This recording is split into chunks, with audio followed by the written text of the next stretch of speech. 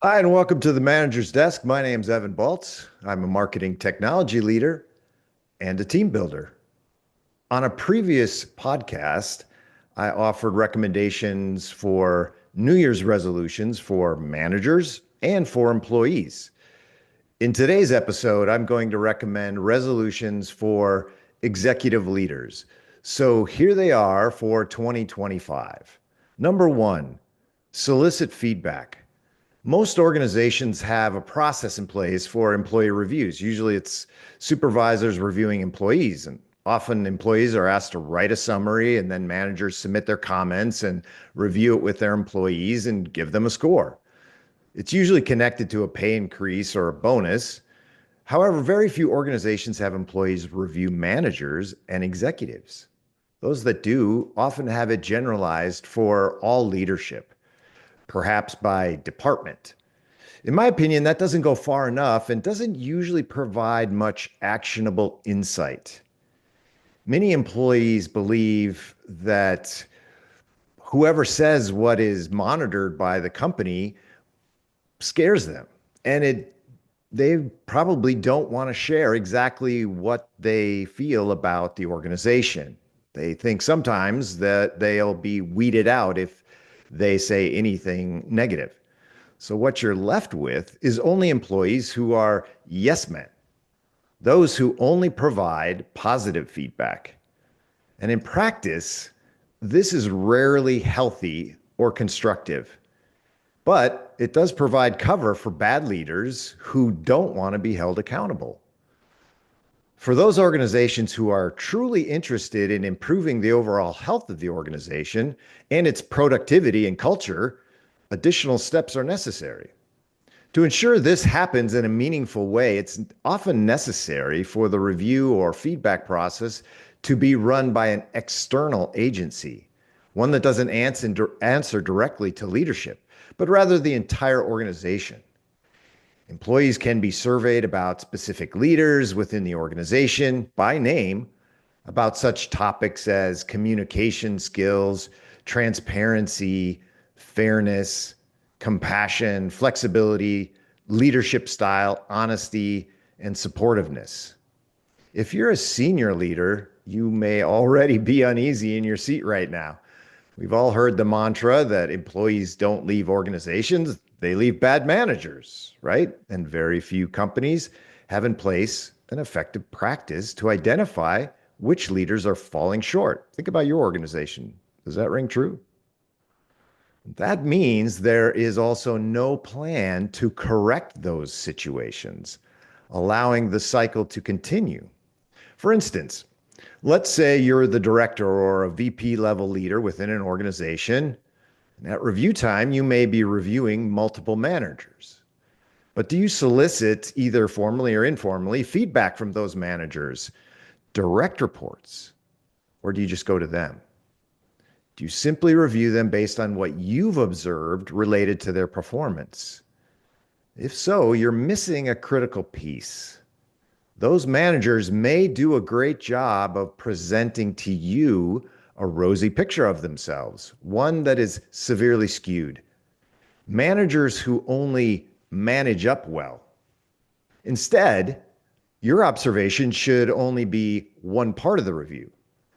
Feedback taken truly anonymously from their direct reports should comprise the majority of the feedback you provide. This should then be repeated at each level, often known as a 360 review process. I've been with many different types of organizations over the past 25 years, and I've never seen it done effectively. I'm the type of person who asks, why is that? You may have your own ideas about why that is the case, but I think it likely boils down to something I call leadership arrogance. For some, it's intentional, and for others, it may just be a blind spot. The bigger your paycheck, the more likely you are to take measures to protect it. It's human nature. But it's one of the main reasons that places like LinkedIn are filled with posts about dysfunctional organizations. When evaluating and disseminating the results of the reviews, it's important to talk about common themes rather than specific instances mentioned by one person. If multiple employees say similar things, it's likely there is a real issue and there needs to be a specific plan put in place to address it and hold each leader accountable.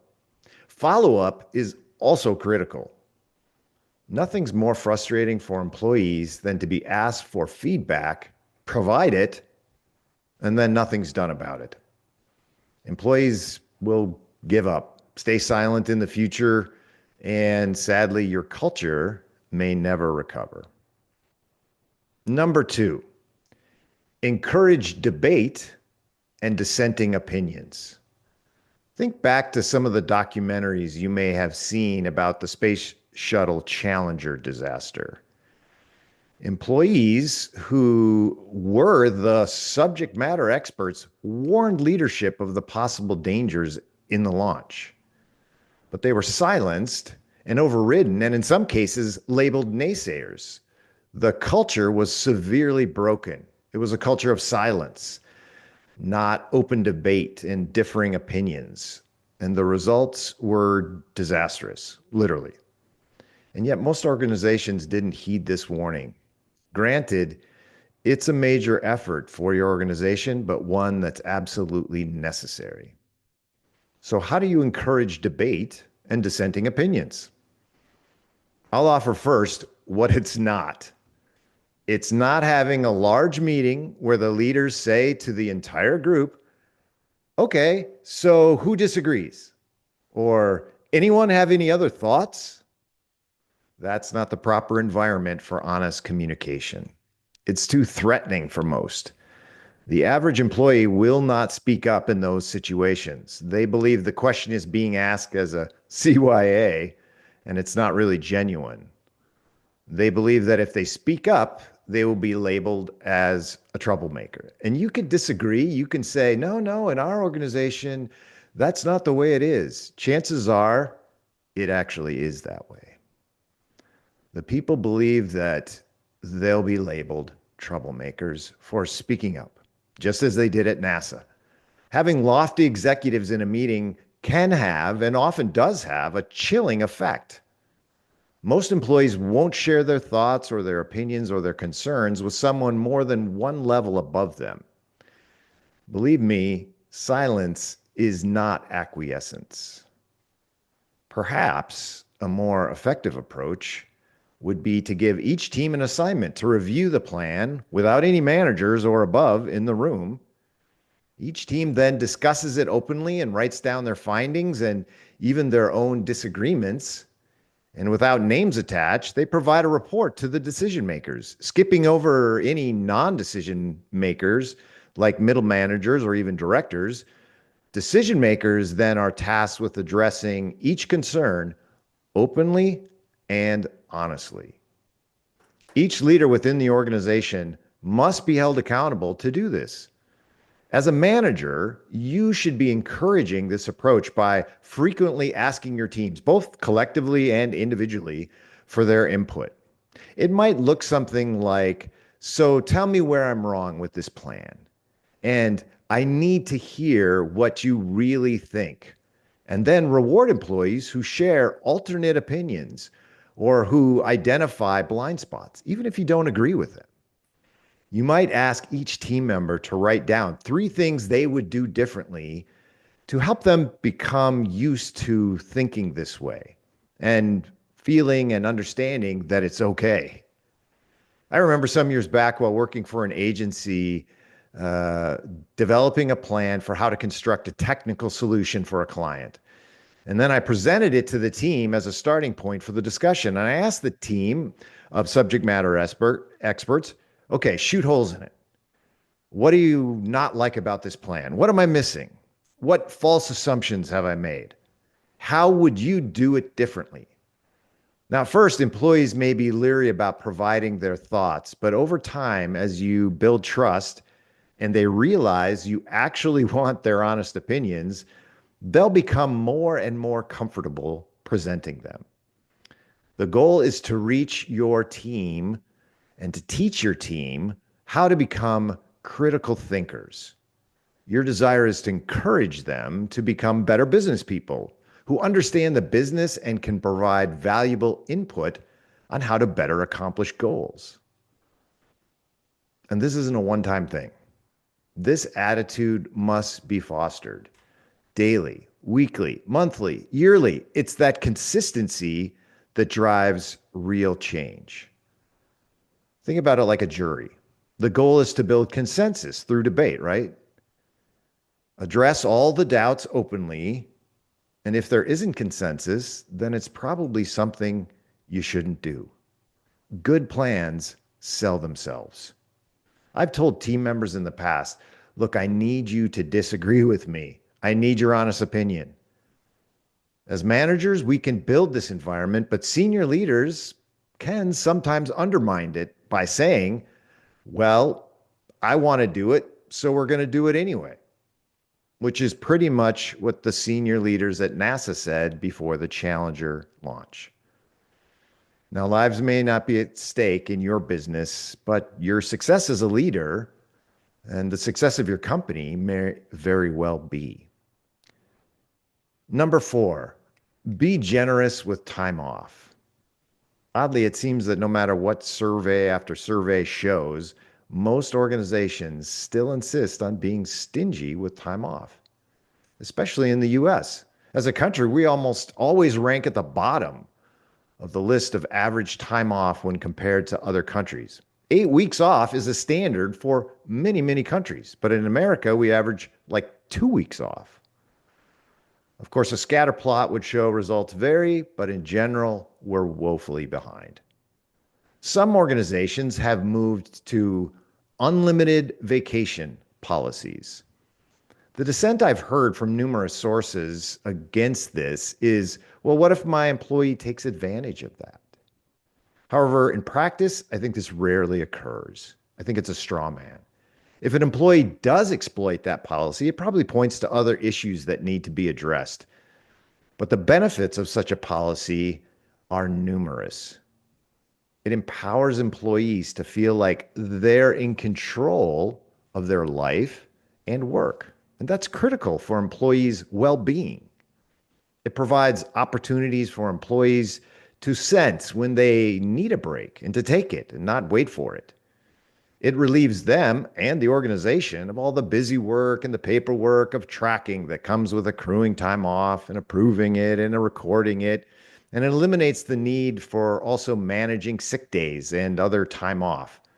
In most organizations, accrual of sick days actually punishes healthy employees who never get to use it without making an excuse. It also eliminates the discrepancy between new employees and long-tenured ones. The reward for long-term employees should be related to money or bonus or salary, not vacation time. And why do the employees in the trenches deserve less time off than executives? This also can help train employees to be responsible and accountable to those around them, making sure they have coverage while they're out, to notify coworkers of their absence in advance, and on and on. Put your employees first, and they will reward you with their effort and loyalty. The next one, don't let AI make hiring decisions for you. There are a lot of great uses for AI. It's rapidly advancing technology and can be leveraged in many valuable ways. But I believe using it to make hiring decisions is a mistake. Every resume or application your organization receives should be reviewed by a real-life person, preferably the actual hiring manager. You may be or are in fact missing the opportunity to hire many great individuals simply because a machine told you to ignore them. But based on what? An algorithm? The problem is you won't know what you're missing. You may also be rewarding job seekers who are gaming the system. Think of it like SEO. It can become a game, and some know how to game the system. Are those the kind of employees you want to build your company around? those who know how to game the system. But Evan, we receive too many applications to handle each one personally. That sounds lazy to me. Do you let AI design all your artwork without human review? Do you let AI create all your content without human review?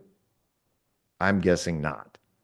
If those items are important enough to need human review, then why are your most important assets not afforded the same significance?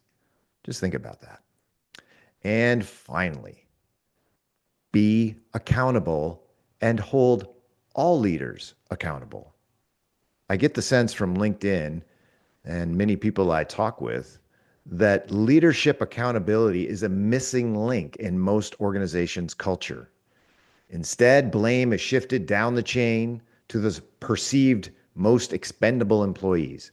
CEOs blame VPs, who blame directors, who blame managers, who blame employees. The buck stops nowhere.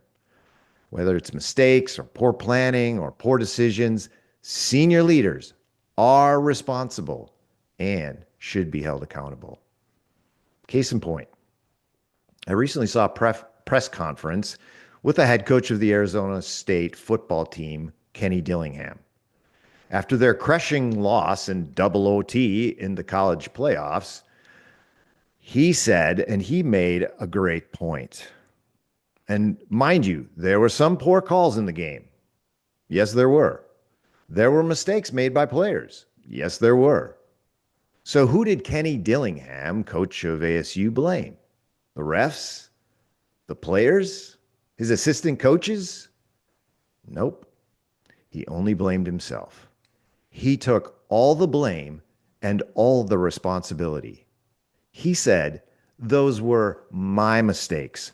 The loss is on me." Folks, that's a leader. That's what a leader does. When things go right, take none of the praise. When things go wrong, take all of the blame. Every time. Because ultimately, it is your responsibility. You are accountable. If you don't do that, sorry to say, you aren't a leader, despite what your title may say. And believe me, your employees notice. So in 2025, be resolved to be accountable and to hold other leaders within your organization to that same standard. Well, there you have it. 5 New Year's resolutions for executive leaders. What do you think? Too controversial? Too difficult? I'll practice what I preach and encourage your feedback in the comments. Did I get some wrong? Did I leave some important ones out? Let me know.